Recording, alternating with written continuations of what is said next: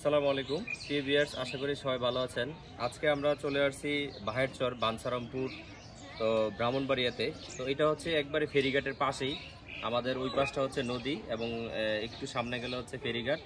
তো এই জায়গাটাতে এত সুন্দর, এখানে কিন্তু দুইটা বাড়ি হচ্ছে, দুই ভাইয়ের দুইটা বাড়ি হচ্ছে। তো আজকে আমরা দেখাবো সোহাগ ভাইয়ের বাড়ির ডিজাইনটা।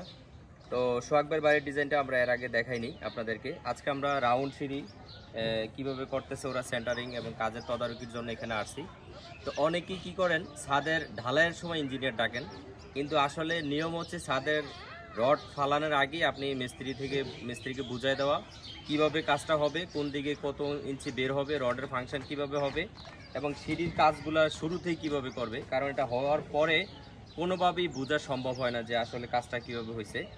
তো দেখে বুঝতে পারতেছেন একবারে আনকমন একটি ডিজাইন। এই ডিজাইনটা আমরা এখানে করতেছি। তো ভাই প্রথমে আমাদের সাথে যোগাযোগ করেন ইউটিউবে, পরবর্তী সময় আমরা ডিজাইনটি করি। এই বাড়িটা হচ্ছে 29 ফিট 3 ইঞ্চি বাই 40 ফিট 1 ইঞ্চি জায়গায় মূল বিল্ডিংটা। এই ছিল হচ্ছে মূল বিল্ডিংটা। এটা আমাদের নিচতলা।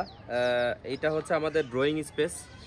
ড্রয়িংটা হচ্ছে আপনার 15 বাই 25, এখানে পুরো অংশটা নিয়ে। মাস্টার বেড আছে 12-13, এখানে একটি কিচেন রুম আছে অনেক বড় 11-13, এখানে একটি কমন বেড আছে 12 feet by 12 feet 7 inch, guest bed আছে 12 ফিট বাই 9 ফিট, এখানে একটি অ্যাটাচ টয়লেট এবং এখানে একটি অ্যাটাচ টয়লেট, এখানে সিঁড়ির নিচে একটি কমন টয়লেট দেওয়া আছে।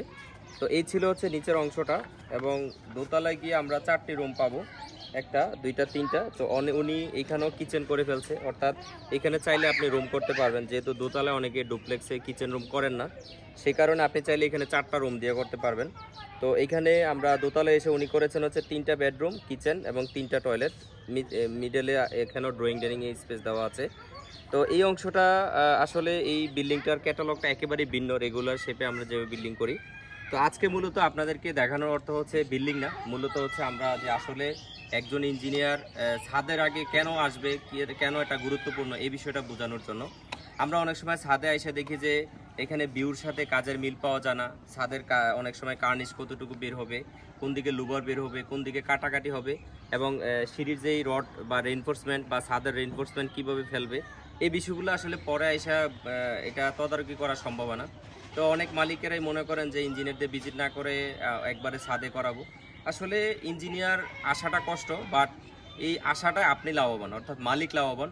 এবং অনেক সময় কন্ট্রাক্টররা বিরক্ত বোধ করেন, কিন্তু আলহামদুলিল্লাহ এই সাইডে কন্ট্রাক্টর অনেক খুশি যে ইঞ্জিনিয়ার আসলে অনেক বেটার।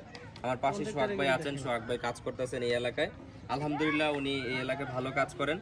তো আমরা ভালো চাই, আমরা সামনাসামনি বলাটা ভালো না, আমরা অবশ্যই ভালো ডিজাইনের সাথে ভালো কন্ট্রাক্টর চাই, কারণ ভালো কন্ট্রাক্টর ছাড়া ভালো কাজ করা সম্ভব না, এটা আপনারা জানেন।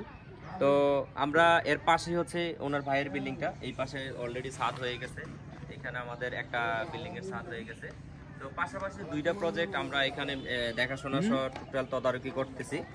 তো প্রিভিয়াস আমরা সবসময় যে কথাটি বলি যে ড্রয়িং ডিজাইন দিয়ে কাজ করুন, আপনি এবং আপনার পরিবারকে নিরাপদে রাখুন।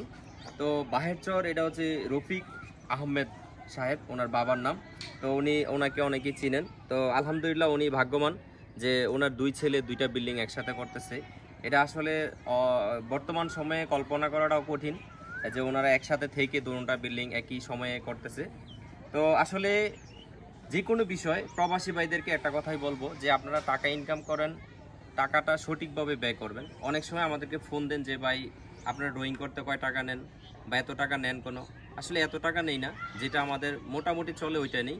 কিন্তু যারা কম চান, এই কম দিতে গিয়েই কিন্তু আপনি নিজে ক্ষতিগ্রস্ত হন, ঠিক আছে?